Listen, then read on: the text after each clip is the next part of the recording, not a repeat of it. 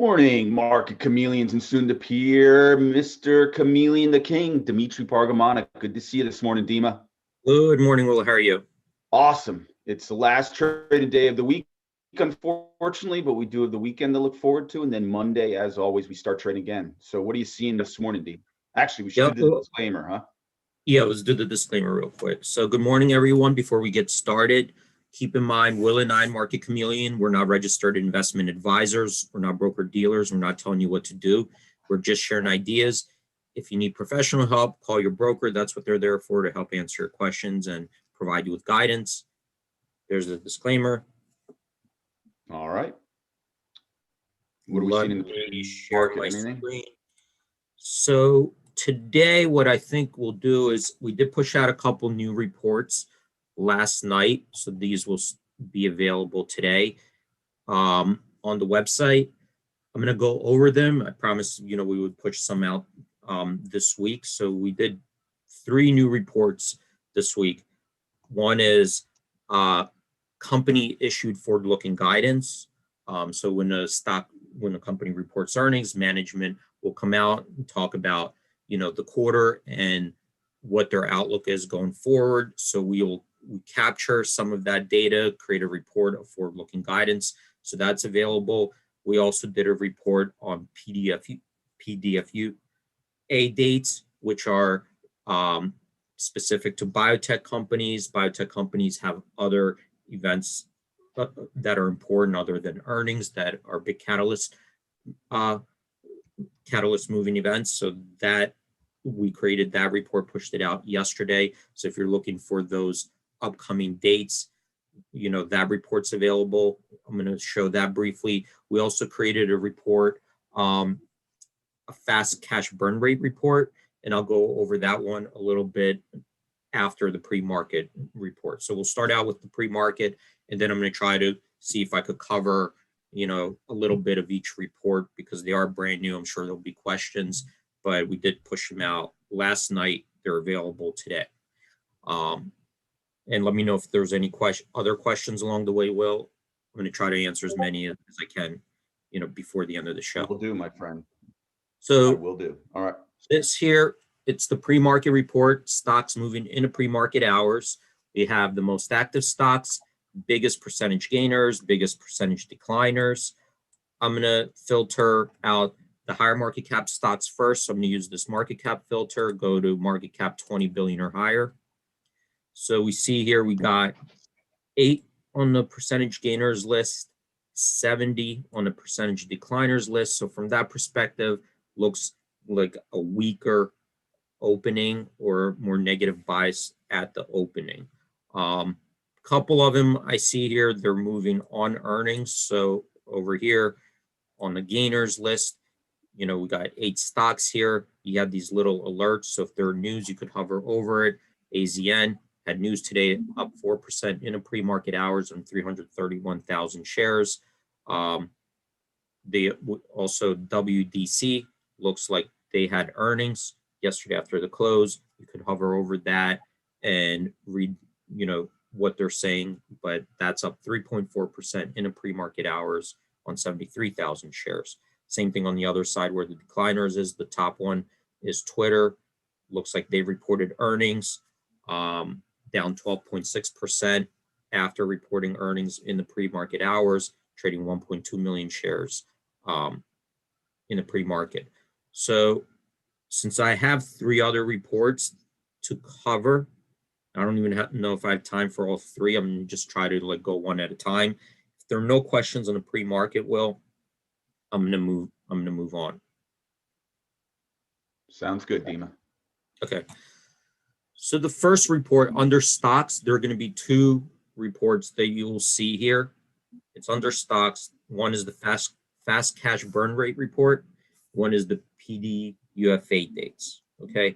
We did cover this earlier this week. So I'm going to kind of jump to this one first and see if we have any time. I'm going to come back to the PDFU dates. But we did talk about this earlier this week. I kind of showed it on my screen. It wasn't available to you guys then, but I did show it to you on my screen.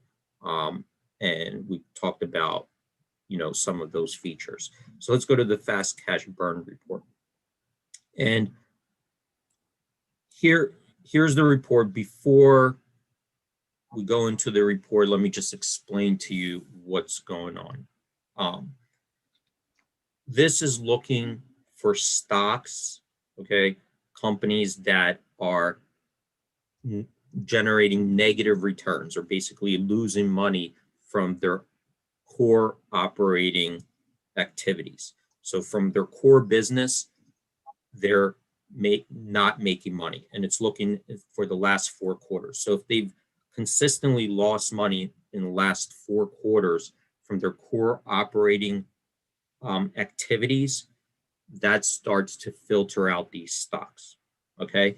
And then what it does is say, okay, well, how much cash? So I'm going to use Boeing up here. So here's the list of stocks. There's 803 of them on this report. Boeing, I think they're sorted right now by market cap.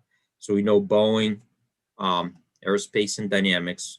We could look at, well, how much are they burning cash on average? So it's taking the last 4 quarters in the year, it's saying, okay, every quarter to quarter, you've been burning cash on your core business. Your core business is not making you money, it's losing you money.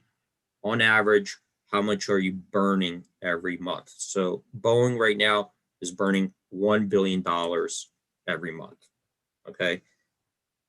Then we take a look at, well, how much cash do you have on hand, right? So you've got $7.1 billion on hand.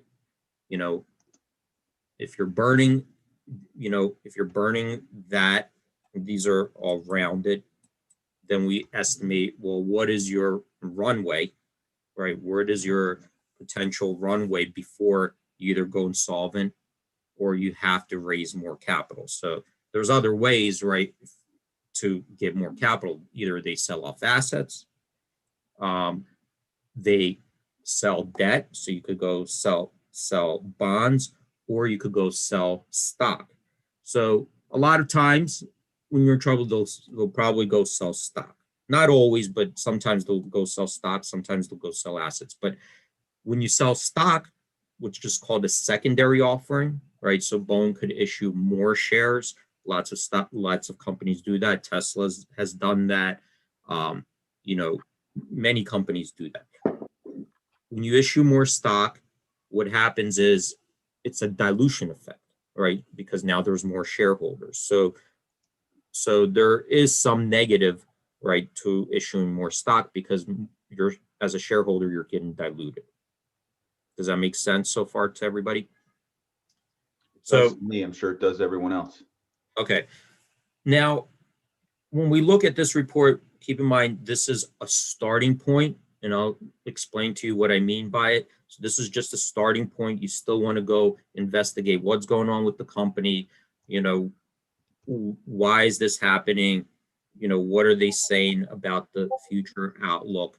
Because I'm only looking at a starting point to do the research, right? It doesn't necessarily mean that it's going to go down or they're going to issue stock. There could be other things going on, but this is just like an initial look at a metric and say, well, based on this metric, something is going on that doesn't look good. Let me figure out what else is going on with this company. Okay. So we created these filters up top, right? So you could basically narrow down out of these 803 stocks that are out there, narrow them down. So the first one, you could do them just by stocks in your watch list. You could do by market cap. So you could look at stocks that are higher market cap or stocks that are lower market cap. I'll just leave this for now on any. We could look at stock price. So I'm going to filter out, let's just look for stock prices that are above 25 bucks, because I'm sure there's going to be a lot of them here that are potentially like very low caps, low price stocks, $1 or so, but let's just look at the higher price stocks for now.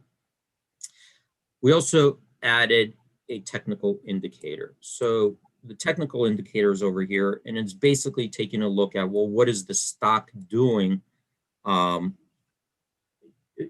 you know, is it trending up? Is it trending down? Is it stronger? Is it weak? Now, the reason we put in the technical indicator is the following, that a stock, even if it has shown some weak fundamentals, like we're seeing, like we're trying to filter out here, that they're burning cash, there could be reasons that the stock can continue to go up, even given this situation. There could be several reasons, and I'll give you a few of them.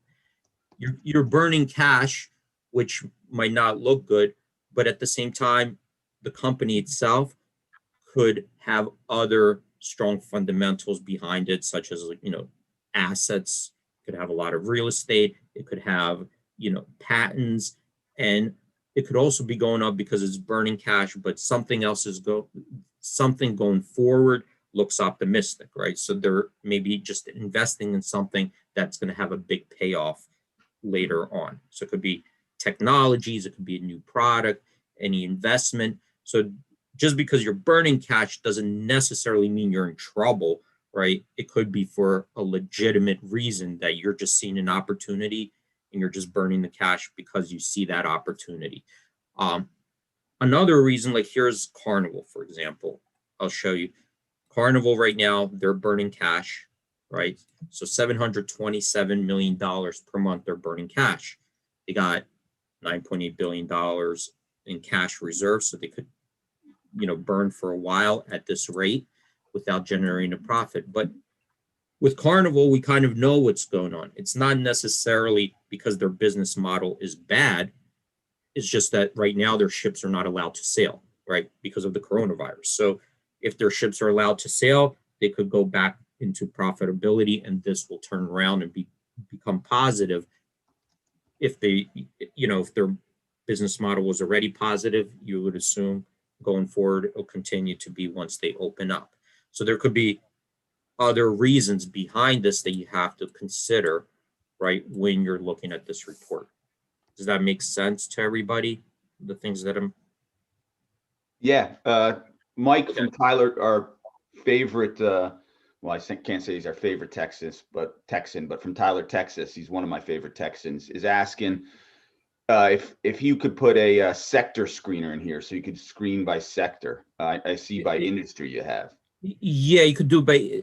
We did it by industry just because you could narrow it down a little bit further. The sectors are very wide, so you're going to get a bunch of different ones. So just to keep this, and look, this is our first report. We'll probably start tightening up the metrics, and from 803, we'll try to dwindle it down. But this is our first report, so we try to make it not too many features going on, just to learn it. Okay. So now that we covered, look, there could be a lot, there could be reasons why there's, the stock, although it's burning cash, doesn't necessarily mean that the stock, is in trouble, or there's no reason to think it's not going to go up further. Like, and you have to go there and investigate it. On top of that, there's also the possibility that the stock is weak, that there's potentially that the fundamentals and the business model is bad, but the stock will just continue to rise. And we've seen that happen. We've seen this happen where the stocks that were just ridiculously, obviously not making money, and probably had no potential of making money, like before the 2008 crisis, the internet crisis. We've seen this so many times. But as long as investors are there, buying, and as long as they're piling in, the stock could go up for a very long time to very ridiculous levels, right? I mean, we've seen that. Very hard to be on the short side of something. It's very hard to be on the short side, even when you're right, and you found a stock that's like, potentially it could go out of business in a year. The problem is if the stock goes higher and it keeps going higher, well, that company could just raise more money by issuing more stock and stay in business longer. But you have to take all those things into consideration, when you're doing your research. Okay, so I gave you lots of different possibilities why these stocks could continue going higher. So that's why we added another indicator here as the technical indicator. Well, take a look at it because, even though they're burning cash here and it doesn't look good, they're on an uptrend. So there could be other reasons for it, like Expedia, they're burning cash, but there could be other reasons, and they could have very valuable assets there. They could sell valuable assets. So keep that in mind when you're doing it. So what I'm going to do is use that technical indicator and filter for stocks that already look weak. In other words, the fundamentals look weak and the market is kind of agreeing with it, right? So I'm going to use a technical indicator downtrend. So now I got stocks that are above 25 bucks. The report is already looking for stocks that are burning cash. We got the runway. And here the market is also selling the stocks in the downtrend, so the market's kind of agreeing with those weak fundamentals. So far, everybody okay with everything? Yeah, I mean, we did have a question from Robert Black. He may have found a bug, which, by the way, we're always, if you ever find something that you think is wrong, take a screenshot and email us, support@MarketChameleon.com. But he just did a screen by the airlines. And yeah. I mean, it's an assumption that the airlines, and I would assume too, that something would pop up in the airlines. He said he's not seeing anything. So that's just FYI.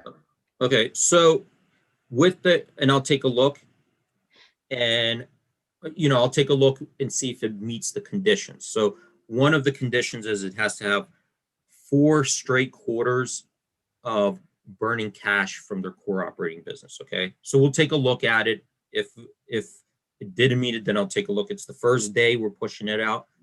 Potentially, maybe something that, we missed something. So I'll take a look. Let me, just really quickly, what is a symbol for an airline? Let me take a look at the airline industries.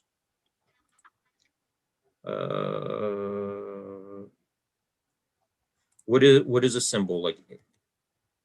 AAL, maybe? Yeah. Love, LUV. I think AAL supposedly took out the most debt during this crisis. So I'll take a look at it. Yeah, we'll take a look at it together and see if it didn't meet our conditions. So I'm gonna take a look at it right after this example and see maybe didn't meet a certain condition that we had. So here, uptrend. So we're looking at stock prices above 25 bucks, technical indicator. I'm going to look at a downtrend. I'm not going to filter by industry, but it looks like a lot of them are biotechs. And this is not surprising because a lot of biotechs, they'll go public and sometimes their entire business model is trying to get a drug approved, right? So some of these smaller market cap stocks, sometimes they don't have a drug yet. They're just trying to do the experiment, get a drug approved. And while they're doing it, they're burning cash, right? So this is not very surprising that a lot of these right now are popping up as biotechnology stocks. I'm going to also filter out just something that has options, right? Because if you're playing the downside or hedging the downside, you could do it with options with less risk, because if you're buying a put, at least it rips, you're limiting your risk. You're buying a put spread, you're limiting your risk to the upside. Even if you're selling a call spread, you're limiting your risk to the upside, right? So I'm going to look for has options. We dwindled this down to 7 potentials. I'm going to look for, so here's one, 4.9 months, right, to burn. So this is CCXI biotech stock. Let's just take a look at that and kind of go through the example why this was filtered out. All right, so we know stocks in a downtrend, they're burning cash, $33 million on balance, 4.9 months until they run out. So CCXI.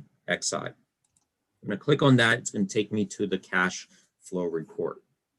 Now, this is a good exercise just to get used to looking at fundamentals. So I clicked on it, took me to CCXI and defaulted to the cash flow report. Okay. here, this is defaulted to the annual, but I'm going to go to the quarterly. Okay. Well, before I do that, let me just explain to you what's going on here.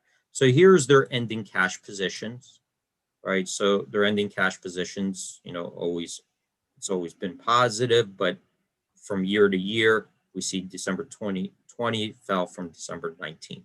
Where's the cash flow coming from? So that's important to know. Is it coming from, you know, their core business, which you want to see that, because that's the main point of a business, right, is to generate profits from providing a service or providing a product to sell. So what do we see here from their core business? They're losing money here 2 years in a row. So whatever they do, they're a biotech company, they're not selling, you know, they're not generating profits from their core business. So where's this cash coming from? It's not investments because they're making investments, it looks like. So it's financing. In other words, all this cash flow is coming from either selling bonds or selling stock, which is not a long-term, it's not a business model, right? You want to be able, a business needs to create a service or a product to sell. So let's come down to the quarterly and see if it meets our conditions on the quarterly. So this is now looking from quarter to quarter. So see here, this is the last 4 quarters. Quarter 1, quarter 2, quarter 3, quarter 4. This is broken down by different cash flow. Operating cash flow, which is coming from their core business operating activities. Investing cash flow, that's if they're making investments or selling investments, you know, like, I don't know if they could be buying Bitcoin, selling Bitcoin, buying factories, selling factories, but these are investments. Financing cash flow, that's if they're selling more shares of their own stock to raise capital, right? You could buy back shares of your own stock. Are you selling bonds? So here's where, according to this graph, that's where most of their cash flow is coming from, financing. So let's take a look. Operating cash flow, we're looking specifically here from continuing operating activities.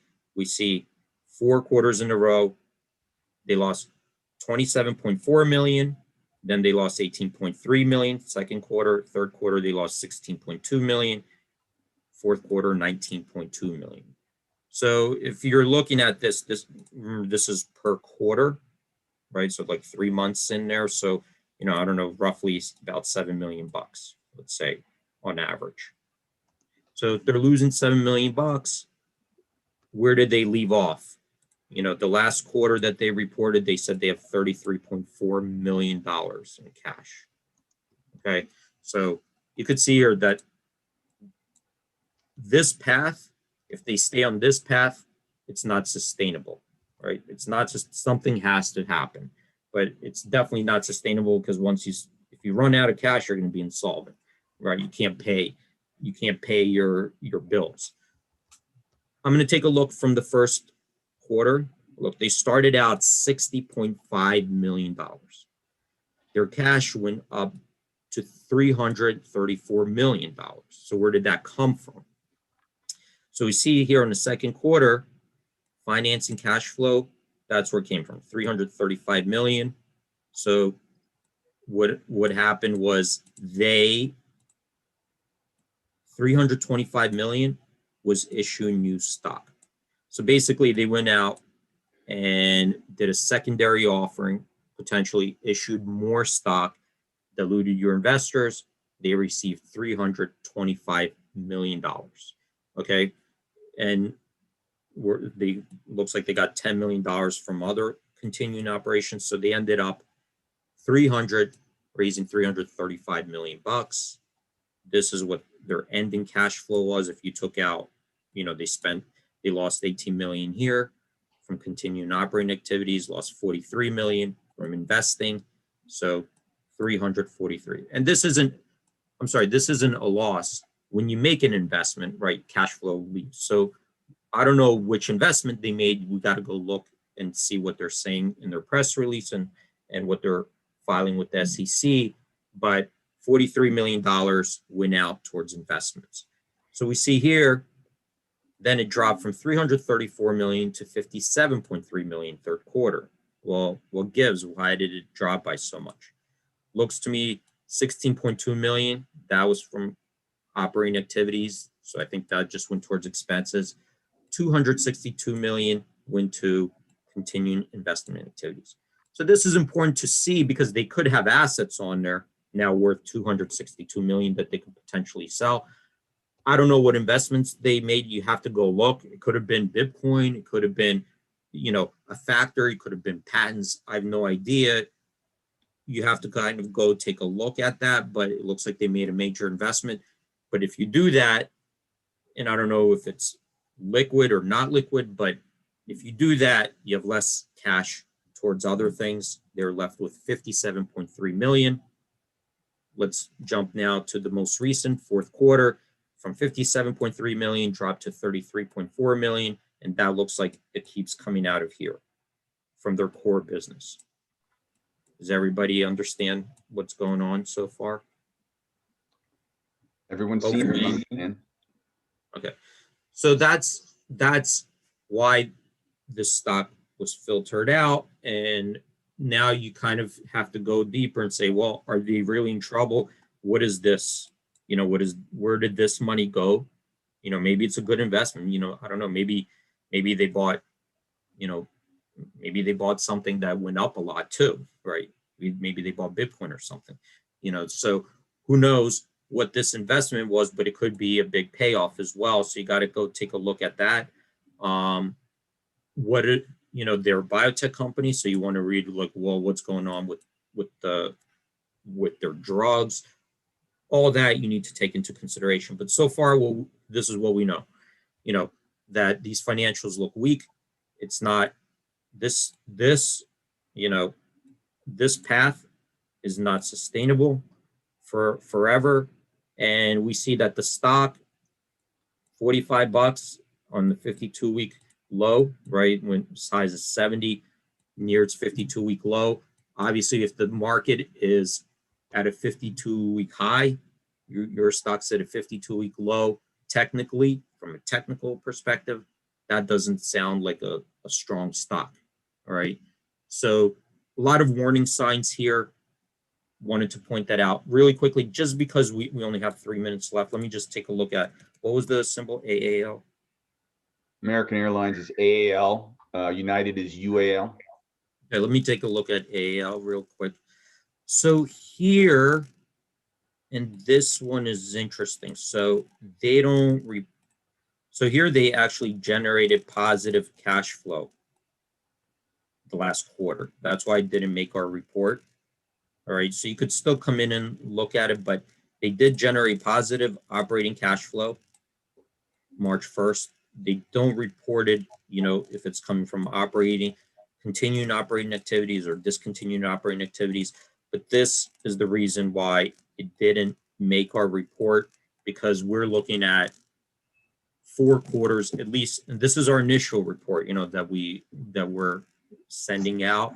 But we're looking at, if you're 4 quarters in a row losing money, something is wrong. Anybody could have a bad quarter.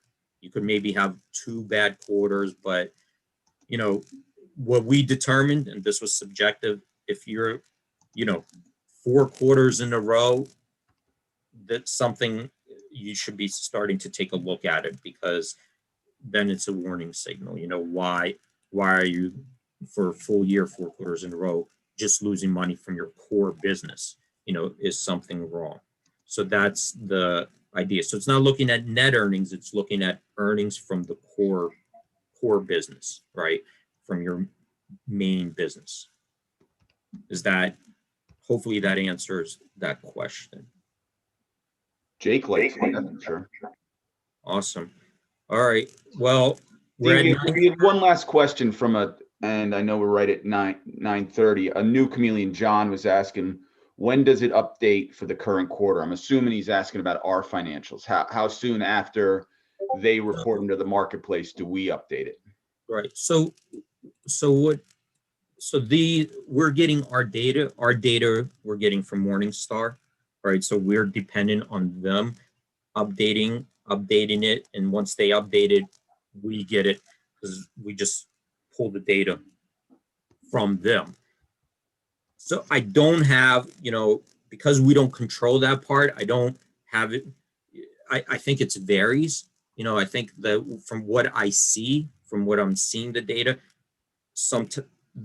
Morningstar, the busier stocks, they try to get to it quicker, so those they're trying to get to. And here's what happens, that when a stock reports earnings, right, there's a lag between when it first reports the earnings in a press release and when it files the official GAAP on the SEC website. So these are coming from, if you click on here, it'll take you to the SEC website, and you could go find these reports.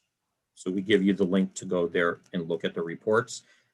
But there's a lag between, the press release where, like, let's say Apple reports earnings, and then they go and file it with the SEC. And I think that so what happens is, for the busier stocks, or like the more widely followed stocks, Morningstar does a preliminary. So they start taking numbers from the press release, they start putting it in, and then they update it once the official report comes on the SEC website. So we'll pick up, if they do the preliminary, we'll pick up the preliminary. If then they take the official, we'll replace the official one with the preliminary. But that's as much as I could. Here's like what reported recently. Let's see if Microsoft. I'll take a look at Microsoft. So let's take a look at the income statement. So this is the last one, June. So I'm not sure. Oh wait, sorry, that's the annual. Let me look at the quarterly. Just so you know, D, we're banging against the. Okay, 9:30. So I'll let you guys go. I know it's already after 9:30. So it's already updated. It's been, I don't know when it updated, but already it's updated in Microsoft. That's been a couple days ago. So it could have been there like, almost ready. So we try to be as fast as we get it, we put it out. Well, D, this was a great show. Lots of questions. We will, I'm sure, show the new features again on Monday as well. So much to go over. Awesome job, Dima. All right. Thanks, everyone. Stay safe out there. Have a good trading day, and hope to see you guys Monday. All right. We did have a few new chameleons on today. Everyone was chatting about the Discord. If you want the Discord link, email me, williammcbride@gmail.com. I put it in the chat numerous times. Grab it there. Have a safe trading day, everyone. Awesome job, Dima. And trade in peace, chameleons. Have a great weekend. We'll see you Monday.